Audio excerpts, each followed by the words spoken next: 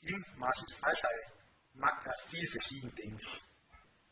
Er spielt unter anderem Fußball mit Jan, wo er als Abwehrspieler spielt.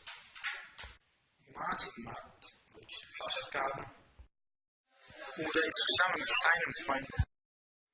Martin geht out mit Zeitungen, so er kann gebrauchtes Geld an Essen und Trinken. Martin spielt out mit Fahrgästeautos.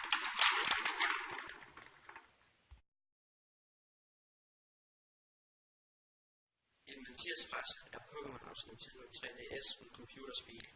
Er auch Destiny aus PlayStation 4 mit Casper spielt.